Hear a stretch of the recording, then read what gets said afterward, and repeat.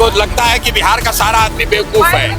आज स्टालिन आए हैं बिहार में, इसी तमिलनाडु में बिहार के बच्चों को मारा गया, उस समय स्टालिन कहाँ थे?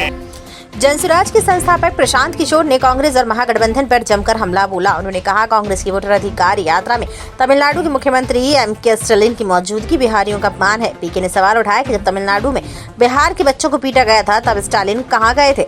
आज वही बिहार में वोट मांग रहे हैं। ये बिहारियों के मुंह पर तमाचा है। नीतीश कुमार को भी उन्होंने आड़े हाथों लेते हुए पीके ने याद दिलाया कि बक्सर का यही इलाका वह जगह है जहां उनके काफिले पर पहली बार पत्थर चला था। उन्होंने कहा कि यही धरती अब एक बार फिर बदलाव की गवाही देगी। इसी बीच नालंदा के ग्रामीण विकास मंत्री श्रवण कुमार पर हुए हमले का मुद्दा भी उठाते हुए पीके ने कहा कि नीतीश सरकार ने हर वर्ग पर लाठियां चलाई हैं। प्रशांत किशोर ने अपने बयान में साफ कर दिया कि बिहार में अब पुराने तरीकों से राजनीति नहीं चलेगी। उन्होंने कहा कि 5 साल तक जनता को लूटा गया, छात्रों और नौजवानों की आवाज दबाई गई, लेकिन इस बार चुनाव में जनता हिसाब करेगी और बिहार के बच्चों का भविष्य तय करेगी। यही उनकी बिहार बदलाव यात्रा का लक्ष्य है। उसी रेवंत रेड्डी को मंच पर बैठाकर घुमा रहे। इनको लगता है कि बिहार का सारा आदमी बेवकूफ है। आज स्टालिन आए हैं बिहार में, इसी तमिलनाडु में बिहार के बच्चों को मारा गया, उस समय स्टालिन कहाँ थे? और आज स्टालिन आकर बिहार में घूम रहे हैं, वोट मांग रहे हैं। तो ये बिहार के लोगों के मुंह पर तमाचा है कि जो हम लोग के बच्चों को महाराष्ट्र में, तमिलनाडु में, तेलंगाना में गाली देता है, थप्पड़ मारता है, उसका हिम्मत है कि वो आकर बिहार में वोट मांग रहा है। और कहीं न कहीं ये कांग्रेस का और तेजस्वी यादव का चरित्र भी दिखाता है। 25 के चुनाव में भैया, बिहार से बिहार के बच्चों का भविष्य तय होगा। आपको बता देते हैं कि 30-35 साल से जो भाजपा के डर से लालू और लालू के डर से भाजपा नीतीश को वोट मिलता रहा है, वो कहानी खत्म। अब बिहार के जनता के सामने सीधा विकल्प है, जनसुराज का विकल्प, अपने बच्चों के लिए पढ़ाई और शिक्षा का विकल्प।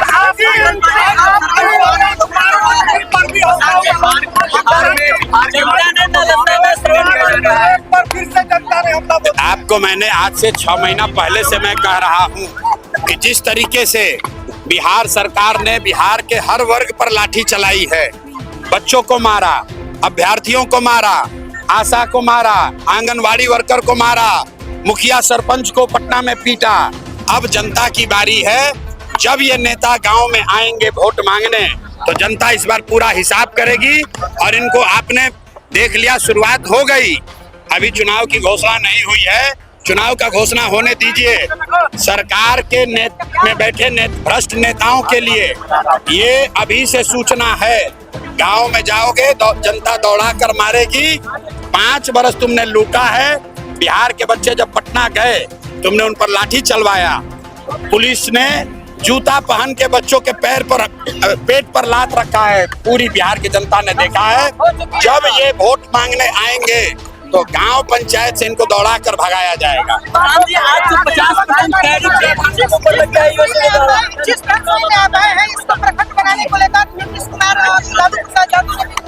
भाई, आप भूल गए हैं, यही बक्सर इटारी है जहां पहली बार नीतीश कुमार के काफिले पर पत्थर चला था। ये वही धरती है जहां नीतीश कुमार के काफिले पर पत्थर चला था।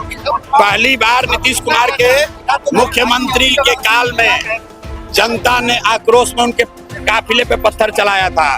तो बक्सर जो है ये क्रांतिकारियों की भोजपुर जमीन है और यहाँ से ही आगाज होगा। इन लोगों का पूरा हिसाब होगा।